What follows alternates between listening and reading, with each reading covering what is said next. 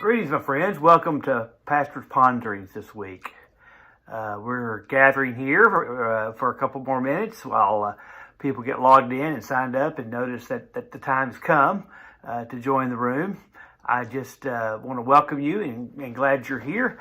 I'm delighted to be in this place today. I've had a lot of fun thinking about this subject and preparing on it. I couldn't even let it go last night. I had to get up and do a little bit more writing on it because it's really probably as much a description of my own personal experience where I am right now as anything else is true. And so it's kind of the place that I'm journeying spiritually, and inviting you into that. I pray that you find meaning in my journey, but I think it's something that any of us who have looking for some kind of spiritual maturity or some kind of spiritual footing that's stronger than what we've had, particularly in these times, needs to kind of consider about their person whom God made them to be and how that person lives in this world. So I'm going to give us about 30 more seconds while we gather, then I'll get started with the materials. I hope you're doing well.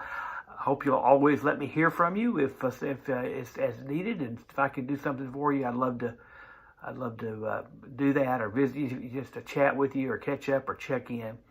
But thank you for joining me for a few minutes of Pastor's Ponderings today as we get ready to get started. So I think we're probably close to that time, and let's begin just kind of with an overview. As we begin, we're talking about what is the difference between the true self and the false self. We've set up a little bit of understanding of the true self in that first week or two. We begin to contrast it with the false, separate, or shadow self. I use those words interchangeably in order to help us kind of understand. And so we begin to offer some contrast. Here's the true self.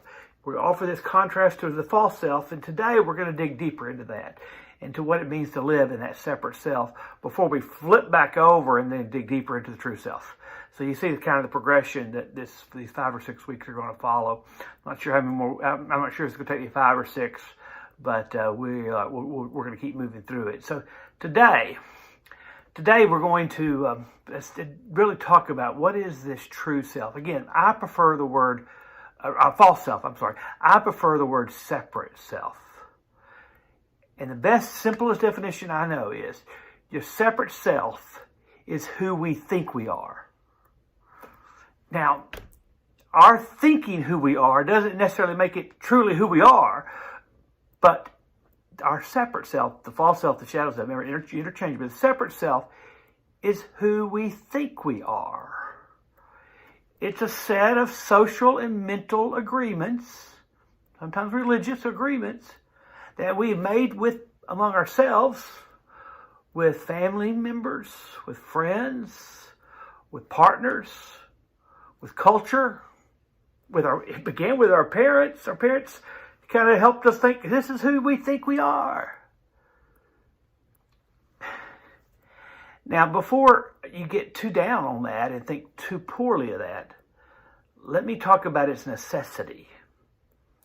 The separate self, while it's a container that, yes, distinguishes us from others.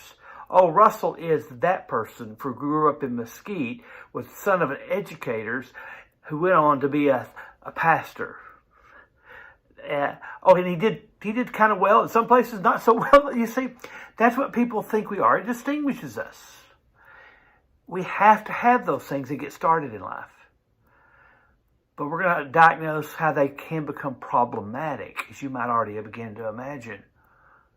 When we stop and think that's all we are is our separate selves, and we spend our entire life promoting that separate self, what I said I'm going to be, who I think I'm going, who I am, and we even not we just promote it, we protect it. The small and separate self is our appearance. How about that? It's our education. It's the job that we have. It's the money we make, the success you've known. All those things are the launching pad that sets you into life and puts you in the orbit of where you are. But all those things can be the trapping of the ego, if that's all we are. So you can begin to see, or you're going to see how the separate self is not necessarily bad. It's not inherently, because we call it a false, it's not being deceitful. It is necessary as far as it goes. It just does not go far enough. It poses and substitutes for the real thing, who you really are. And it pretends to be more than what it really is. We think, oh, that's who I am, and that's what it is, and that's pretty good. One way to say it, that wasn't me, I think it was Richard Ory said it, the separate self is bogus, not bad. But we do need these temporary costumes. These temporary costumes of our ego selves to get started. But the longer we get into life, the more they will show their limitations. And those limitations begin to let us know, and how those limitations begin to let us know is, what we find out is the separate self is really an illusion. Remember, it's what we think. It's the illusion that shadows, what we call the shadow, it's the illusion that casts a shadow on who you truly are, who God made you to be. Again, I hope you'll get this. I know you'll get this. I just need you, I need to say it well. The person we think we are, the person we want to be, cannot exist. What? It cannot exist because it's not anything. It's not the person God made you to be. God doesn't know that person. And that is why we find that our false self, separate self, can oftentimes live outside the love of God that's available. We go seek it in some other places. It lives outside of God's will. We get engaged in activity that we think is going to be necessary.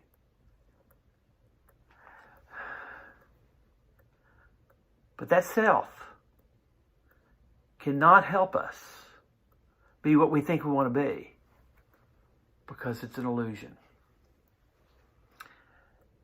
The reason this is hard, the reason it's really hard to see is we're not very good at recognizing illusions, particularly the ones that we cherish and love concerning ourselves.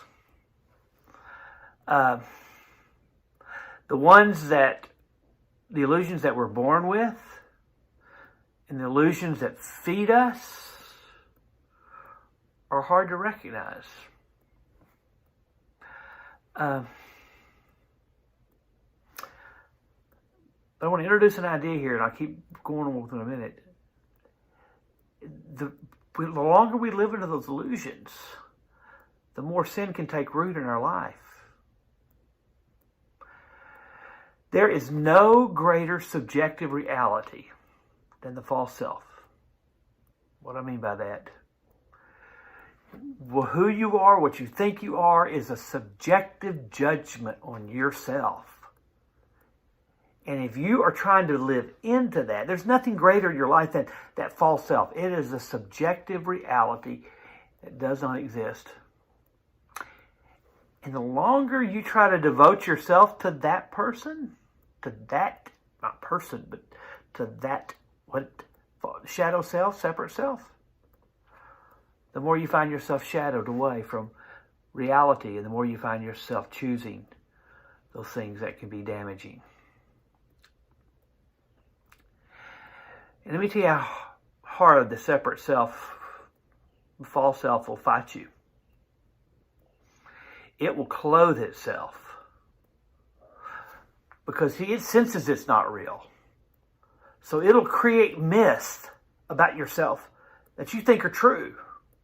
It'll go for symbols of power that keep it in charge.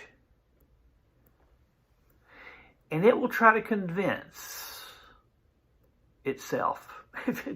You can imagine separate self talking to itself. I am what I do. It is what it does. And what does that cause us to do? We think we have to do more, achieve more, experience more. For the more that we pursue, we think is life as it should be. All sin starts from the assumption that I exist in my own egocentric desires. And not only that, what do I want? It starts there. What do I want? What do I want?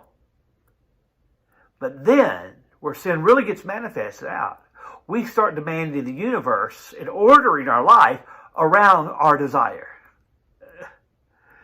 So we desire pleasure. We seek it. We thirst for experiences. We go where we can to find them. We think power is our way. Our way be honor. And we will do all we can to receive it. Knowledge can sometimes be a prop for the separate self, or education.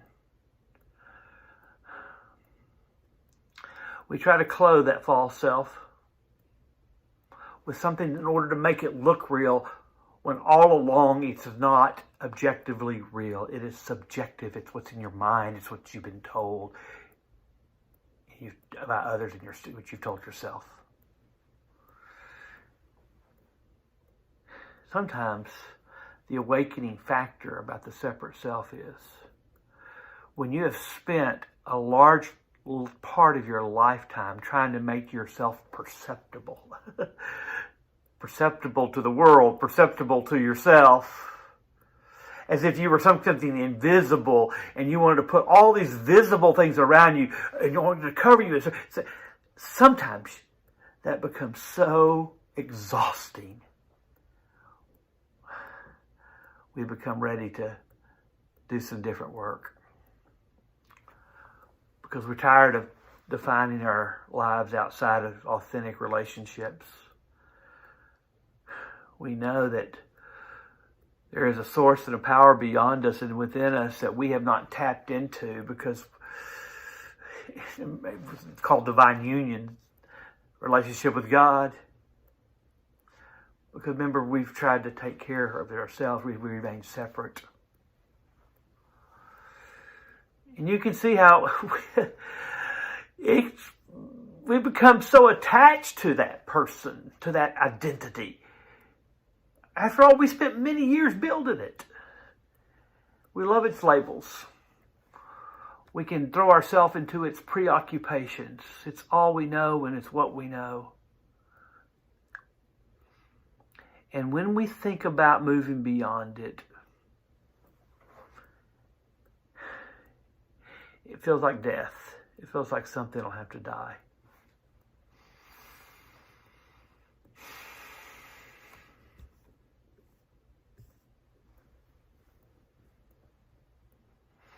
I want to give you a word of witness from those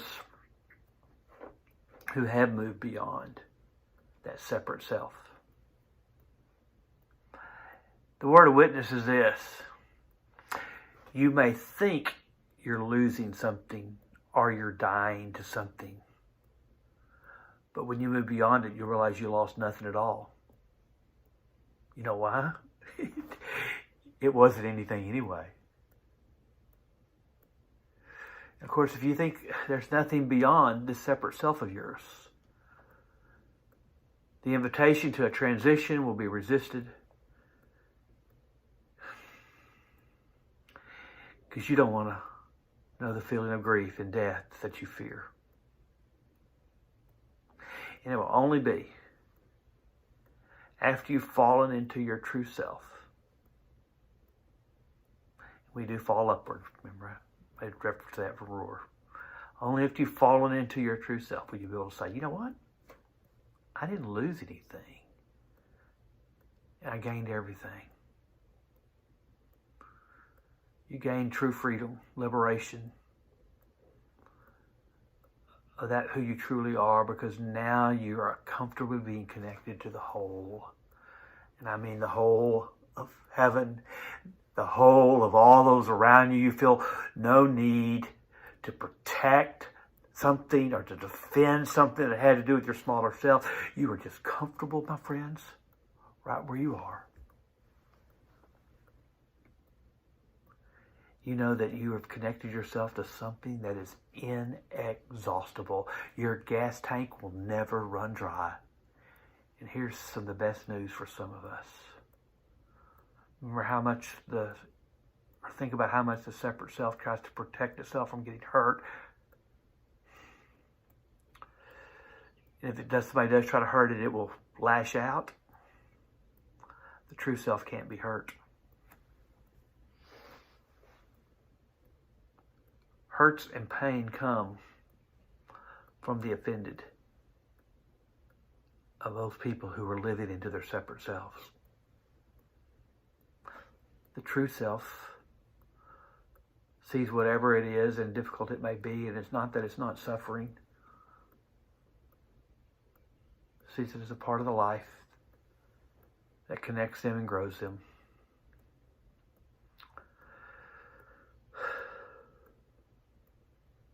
I just want to remember, I'm going to have some better news for you next couple weeks. But I want to be clear about what can happen if you hung on too long to this separate shadow self, false self. If you do not let go of it at the right time and in the right way, it's a possibility to remain trapped, stuck. Sometimes it looks like addictions because that separate self has locked you down. And it's not life at all. And all of us may feel it or have known it of persons that were so entrenched in their ego operating system that they reached their latter years and never knew truly who they were, God made them to be. It's not that God left them. It's not that they weren't a child of God. They just never knew it because they could never move beyond the separate self. So I can't wait the next week or two to begin to invite you into that true self, the self that lives forever, the self that's free in the world. It's there. Some of you already know about it. But I hope these words of exhortation and perhaps a little bit of warning and description are helpful today so that we can begin to move beyond that which was, or really never was, to that which is the person God made you to be. Thanks again for spending a few minutes with me. I hope again it was helpful. I'm always open for dialogue along the way. And so if you have some thoughts about that, please give me a text, a call, whatever it is, and we can talk about that. Or if you want to talk at length, well, we'll be glad to get together at a safe place and talk. So anyway, I wish you a good rest of your week. And may God's grace surprise you in ways that you have not even thought of. May it be true for both of us. Take care now. Bye-bye.